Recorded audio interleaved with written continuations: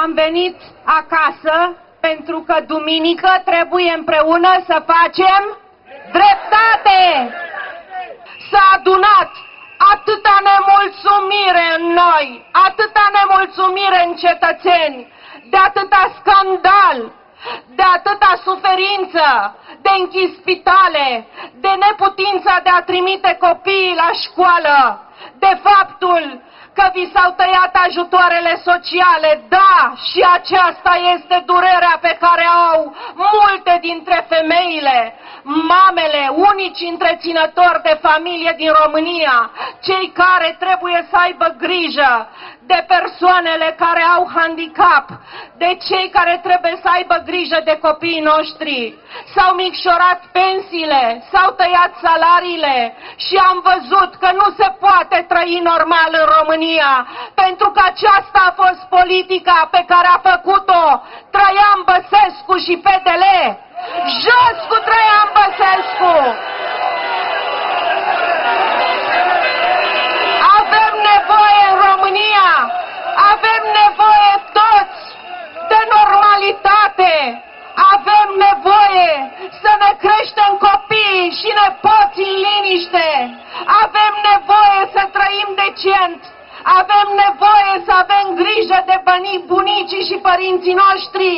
Și vă asigur că împreună, dacă pe 29 iulie terminăm cu acest regim Băsescu, guvernul Ponta și Crin Antonescu și noi toți împreună vom putea să instalăm normalitatea în România.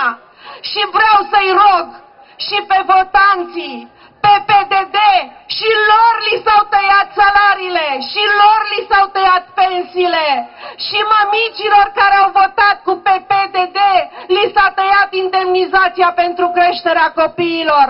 Să venim toți la vot pe 29 iulie și să spunem da pentru România și să-l demitem pe Traian Băsescu.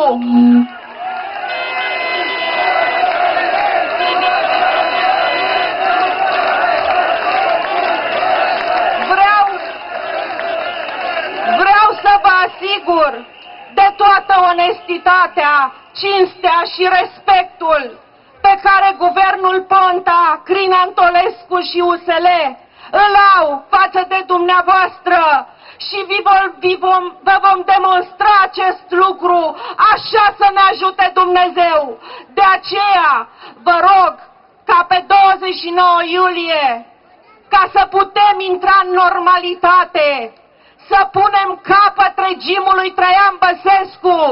A mințit destul, a manipulat destul și el și clica PDL. A furat destul, să plece. Nu mai avem nevoie de un astfel de regim. Să-l demitem pe 29 iulie și împreună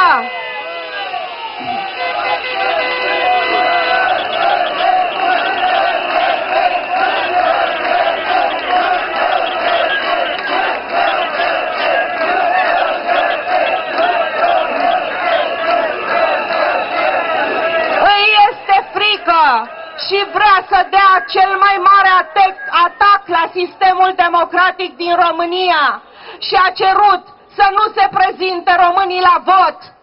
Îi garantez lui Traian Băsescu că românii și cei care au votat cu PDL vor veni la vot și îi voi arăta lui Traian Băsescu că de ce este frică nu va scăpa, pentru că duminică pe 29 iulie împreună vom declara ziua independenței de Traian Băsescu.